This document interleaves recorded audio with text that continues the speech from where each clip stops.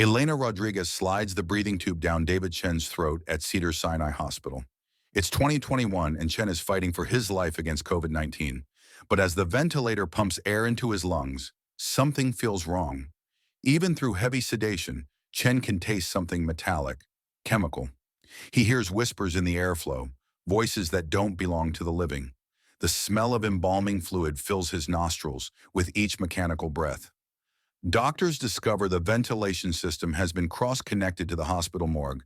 Chen's lungs are filled with formaldehyde and tissue samples from autopsied bodies. During his final intubation, grotesque figures emerge from the breathing apparatus. Partially dissected corpses with gaping chest cavities crawl through the tubes. Their decomposed lungs sync with his ventilator as they replace his respiratory system. Wet, gurgling sounds fill the room as embalming fluid floods his airways. When Chen exhales, toxic vapor escapes his mouth. He speaks, but the voices of the dead come out instead.